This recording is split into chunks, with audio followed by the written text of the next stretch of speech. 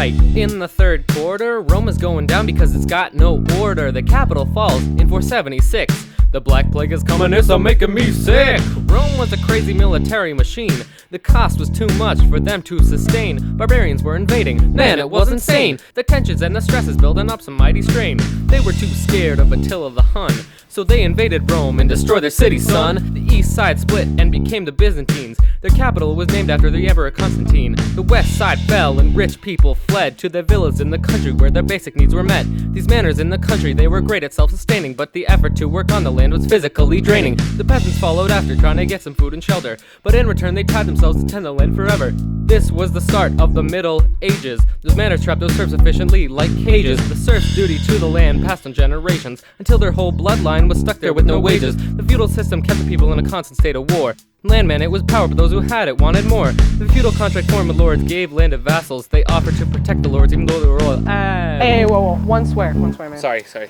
sorry. But suddenly the climate in the area was changing. Agriculture rev is bringing tons of innovation. Speed up the work, use a horse, not an ox. This releases new things, just like Pandora's box. The three-field system provides a higher yield. This creates a surplus and then trade starts to appear. The rising up a trade leads to rising up a city. Things were looking good, but the church's mess-ups weren't so pretty. The Crusades entered 95 were an unexpected failure. They ended up destroying those who put them up for hire.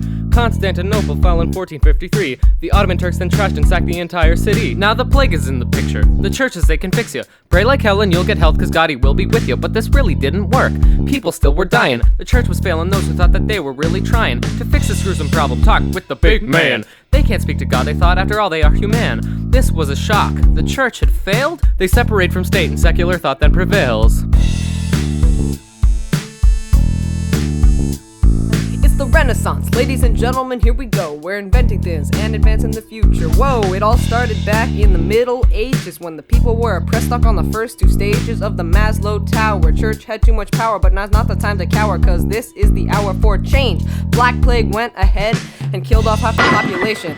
Bring out today!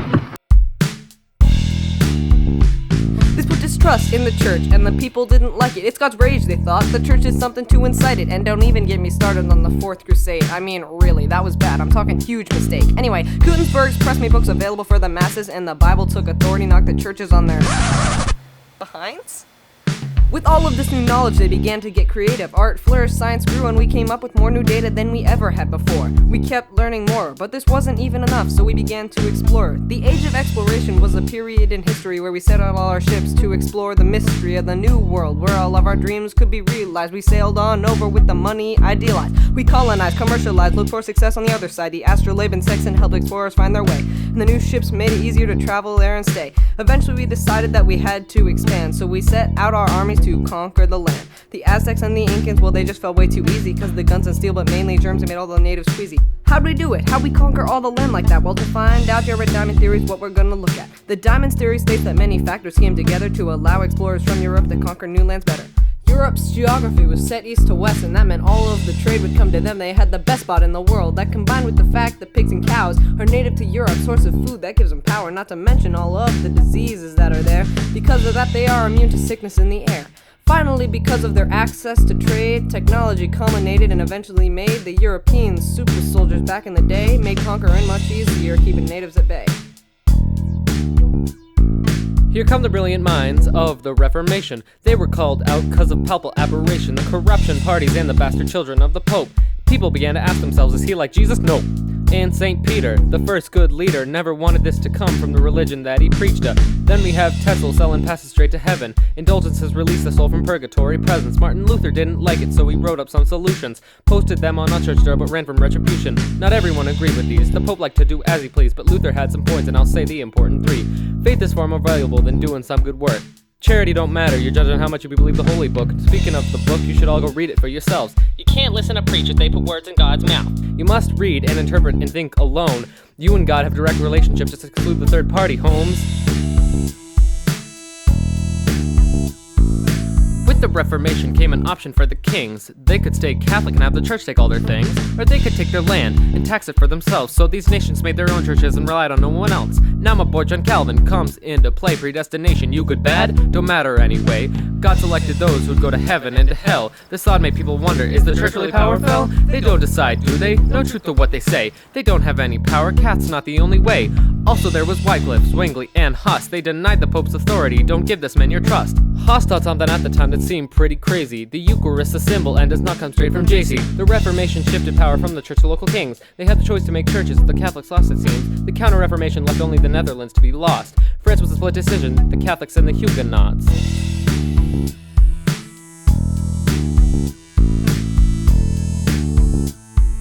Little burger in the house, give me a chance. This is where we begin in France. 3 Henrys fighting for power. Guy Bourbon, the king of France. What's at stake is Protestant rights. France all acting like it was a blight.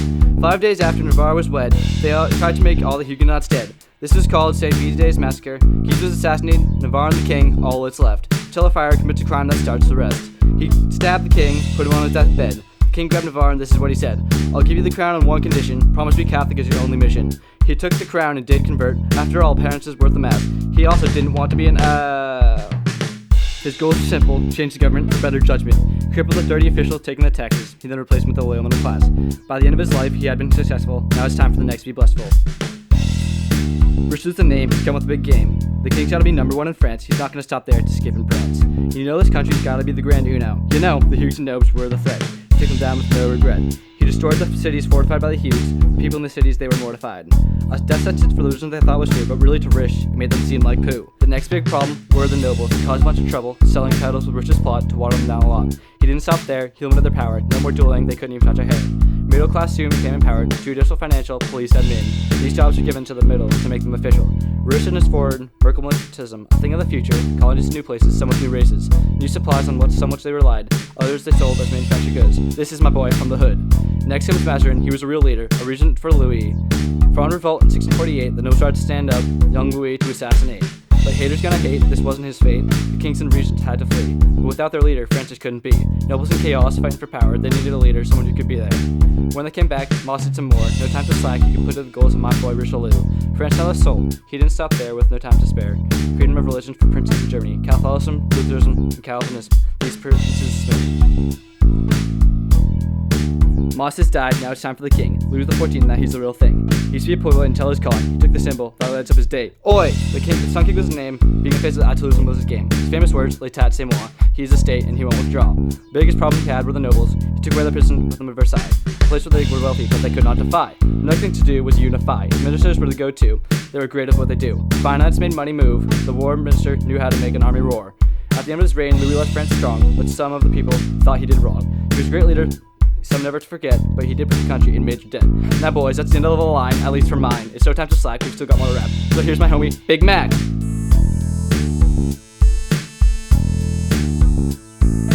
Hitting up this rap with the Big Mac. England's in trouble, it's a state of attack. York and Lancaster fighting over power. Elizabeth and Henry acting so sour. The Battle of Bosworth was not a pretty sight. Henry Tudor was made Henry VII that exact night.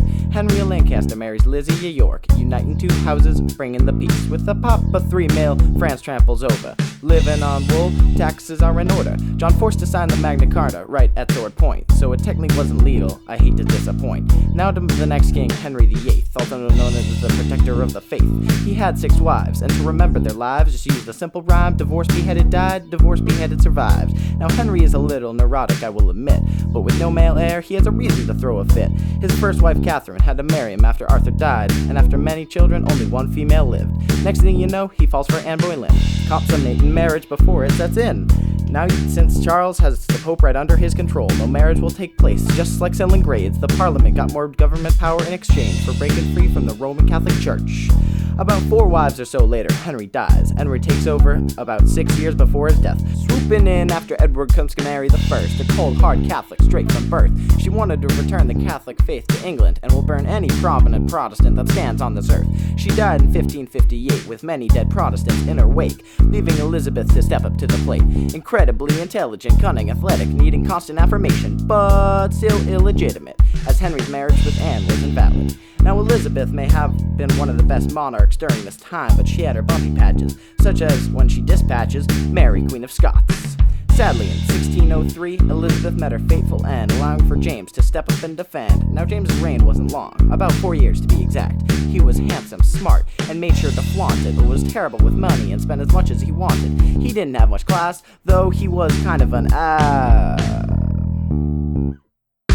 Through the next few years, the English Civil War starts to blossom, and the winner of the war made it all quite awesome. The militia, known as the Roundheads, against the king's army. Due to the fact that the Roundheads can collect taxes, the Cavaliers fell. Sorry. Ending with James II, who was quite an unpopular king. He persecuted Protestants and filled the people with hate, which sparked the Glorious Revolution in 1688, driving him right off the throne, giving William and Mary the power to pwn.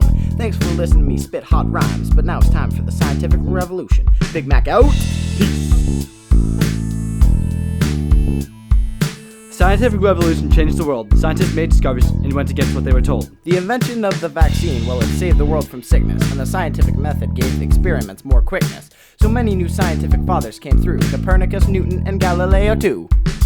First comes Nicholas with his new model, heliocentric, which turned out to be colossal problem, cause it turned the world upside down. Cosmic displacement gave the church a frown. Next comes Newton, apples and all, discovering gravity, watching them fall. 3 laws of physics, he theorized them first. Objects stay in motion unless there's an outside force. Here's Galileo, he did more than a number. Laws of motion, planets, he was really not a bummer. He enhanced the telescope. Yeah, man, he's pretty dope, even though he may not have been okay with the Pope. Locke, Voltaire, and Hobbes as well. Humans are just violent, need a leader to be quelled. We need government to protect our natural rights, life, liberty, property to keep us from fights. According to Hobbes, a monarchy is good, keeps order, can't be overthrown, does what it should. But to Locke, democracy is really what we need. Of the, by the, for the people, that's how we should lead. And if, by chance, it's corrupt and tries to own us, the people have the right in their power to overthrow it. Finally, Voltaire, he was all for religion. He talked religious freedom and attacked absolutism. He liked constitutional monarchies, he really was a talker, and he really liked the idea of God as a clocker. The menu! MC Carrot Cake, DJ Noodles, Lil Burger! Big Mac! 2K15!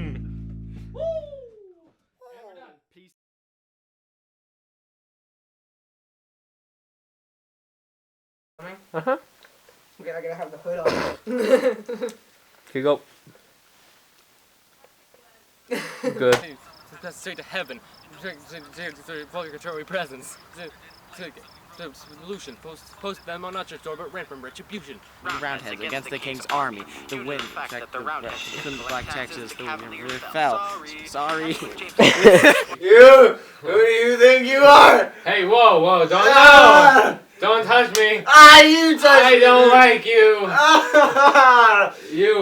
You're stupid! Don't even... Oh!